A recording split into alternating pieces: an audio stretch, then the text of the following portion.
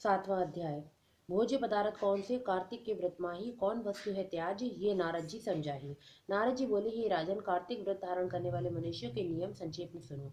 वह सब प्रकार के आमिष पदार्थ, मांस, शहद, राई, सौबिरक तथा नशा करने वाली वस्तुओं का परित्याग कर दे।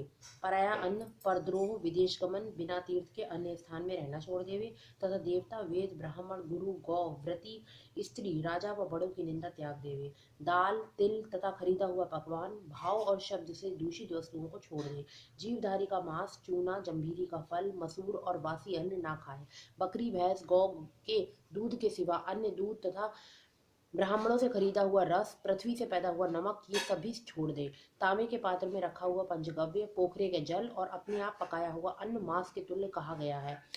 कार्तिक व्रती ब्रह्मचर्य में रहे, पृथ्वी पर शयन करे, पत्तों पर खाए और चौथे पहर भोजन करे। नरक चौदस को तेल लगावे। इस तिथि को छोड़कर कार्तिक स्नान करने वाला तेल न लगाए। घिया, बैगन, कुमड़ा, कटेरी, तरबूज और कैथ ये सब छोड़ देवे। रजस्वला स्त्री त्याग देवे। म्लेच्छ, अपवित्र व्रत करने वाले, शिवद्रोही और वेद के विपरीत चलने वालों से संभाषण ना करे और उपरोक्त मनुष्य और कौओं से देखे अन्न को तथा 2 बार पकाए गए और दग्ध अन्न को न खाए। विष्णु भगवान की प्रसन्नता के लिए सामर्थ्य भर चंद्रायण व्रत को करे। क्रम से काशीफल, कटेरी, मूली, नारियल, तरबूजा, आंवला, घिया, परवल, बेर, बैंगन इनके शाक को प्रतिदिन तिथियों में त्याग देवे। रविवार के दिन आंवले का सेवन ना करें। इन वस्तुओं के सिवाय व्रती मनुष्य जिन वस्तुओं का परित्याग करे उनमें से पहले ब्राह्मण को भेंट करके फिर आप सेवन करें। व्रती मनुष्य माघ में भी उक्त नियमों पर चले और प्रबोधनी एकादशी में जागरण कृत्य करें। यथोचित रीति से कार्तिक के व्रत करने वाले को देखकर यम ऐसे भाग जाते हैं जैसे सिंह के डर से हाथी। 100 यज्ञों से विष्णु के व्रत श्रेष्ठ हैं, क्योंकि यज्ञ करने वाले को स्वर्ग मिलता है और कार्तिक के व्रत करने वाले को वैकुंठ। भूतल में भक्ति और मुक्ति देने वाले सब क्षेत्र कार्तिक के व्रत करने वाले के देह में वास करते हैं। इंद्रादि सब देवता कार्तिक व्रती की ऐसी रक्षा करते हैं जैसे सेवक अपने राजा की। विष्णु के व्रत करने वाला मनुष्य जहाँ पर आदर पूर्वक रहता है वहाँ भूत पिशाच आदि नहीं रहते। यथा रीति से कार्तिक व्रत पुण्यों को 4 मुखों वाला ब्रह्मा भी कहने में असमर्थ है। विष्णु का व्रत संपूर्ण पापों का नाश कर उत्तम धन, पुत्र, पौत्र, धन्यादि का बढ़ाने वाला है। इन व्रतों को नियम पूर्वक करने से अन्य तीर्थों के सेवन की आवश्यकता नहीं रहती। 8वां अध्याय। उद्यापन की रीति को दूर तुम्हें बताए, व्रती पुरुष करे जिसे मोक्ष पदार्थ पाए। नारद जी बोले, हे राजन, अब मैं संक्षेप कार्तिक के व्रतों को कैसे उद्यापन सुनाता हूँ। व्रत पूरा होने के फल मिलने और विष्णु भगवान को प्रसन्नता के लिए कार्तिक शुक्ल चतुर्दशी को उद्यापन करें।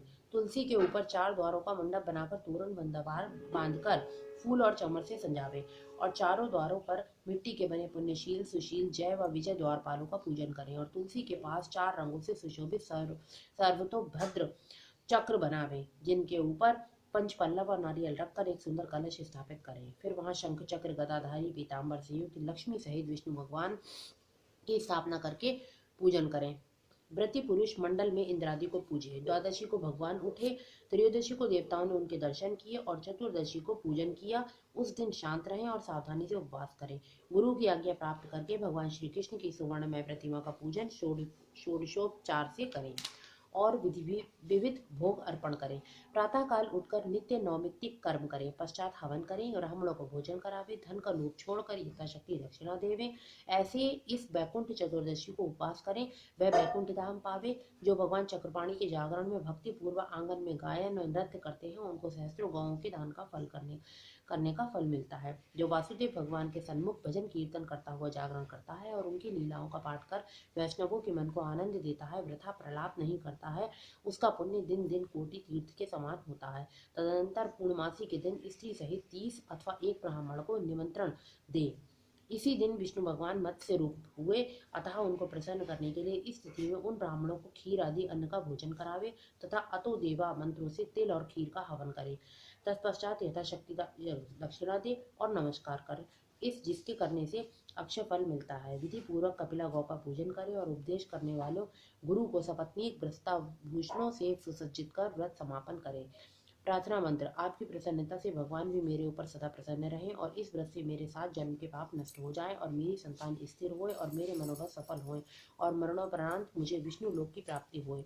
ऐसे ओम ब्राह्मणों से समापन व्रत करा के और प्रसन्न कर पूजा की सामग्री गौ के समेत गुरु आचार्य को निवेदन करें। ऐसी सम्यक रीति से कार्तिक का व्रत करने वाला संपूर्ण कामनाओं से युक्त पाप रहित होकर संपूर्ण तीर्थों का करुण गुनाफल प्राप्त कर विष्णु भगवान के समीप चला जाता है। भक्ति सहित कार्तिक का व्रत करने वाला धन्य है, वही सदा पूज्य है। कार्तिक के उपवास के भय से देहस्थ सब पाप कांपने लगते हैं। जो कार्तिक महात्म्य को भक्ति पूर्वक सुनते हैं अथवा वैष्णवों के आगे कहते हैं, वे दोनों ही उत्तम फल प्राप्त करते हैं और उनको सब सुख प्राप्त हो जाता है।